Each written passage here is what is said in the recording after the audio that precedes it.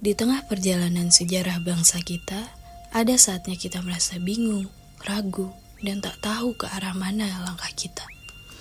Seperti membuka halaman-halaman buku lama, ada kisah-kisah yang kita lupakan, dan ada juga yang kita sesali. Tapi, satu hal yang pasti, kita selalu belajar dari masa lalu. Kita melihat kembali untuk melangkah maju.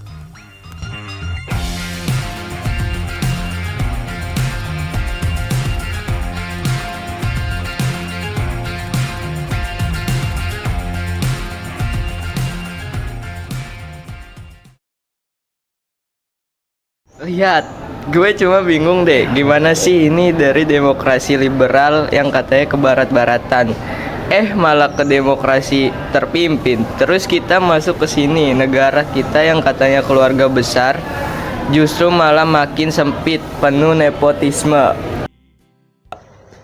Iya, tapi jujur sih, gue sering mikir, kenapa ya kita dulu milih demokrasi liberal, tapi akhirnya jadi terpecah begini. Seharusnya demokrasi itu ya untuk kebebasan dan keterbukaan kan? Tapi masalahnya, liberalisme di Indonesia kan nggak berjalan mulus. Ketika itu diterapkan, kita malah menjadi terpecah antara kelompok satu dan lainnya. Kalau nggak salah, Soekarno sempat bilang, jangan biarkan bangsa ini terpecah. Jika butuh satu suara, satu kepala, dan itu akhirnya mendorong terjadinya demokrasi terpimpin. Selamat pagi, burung-burung.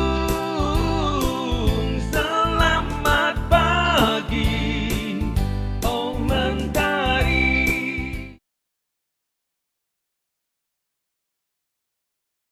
Anak-anak muda, kalian harus paham bahwa saya memilih untuk melangkah ke jalan demokrasi terpimpin karena kondisi bangsa ini saat itu sangat rapuh. Kita butuh satu arah, satu tujuan. Soekarno, saya tidak sepenuhnya setuju dengan kamu. Demokrasi itu bukan hanya soal persatuan, tapi juga soal kebebasan. Kebebasan itu harus ada supaya rakyat bisa benar-benar berpartisipasi dalam menentukan nasibnya.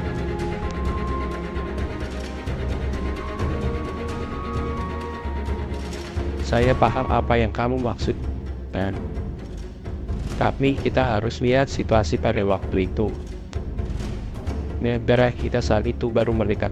Kondisi politik sangat rapuh dan banyak ancaman dari luar. Tetapi Soekarno, bagaimana dengan masa depan? Stabilitas itu penting, tapi kita harus melihat lebih jauh. Demokrasi harus melibatkan semua orang, bukan hanya mereka yang berada di kekuasaan.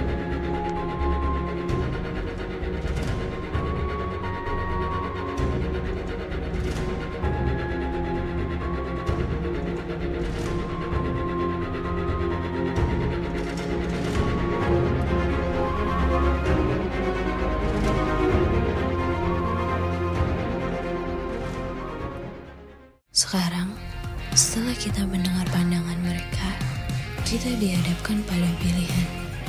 Apakah kita akan mengutamakan kebebasan tanpa batas, ataukah kita akan memilih stabilitas, meskipun itu berarti kebebasan kita dibatasi.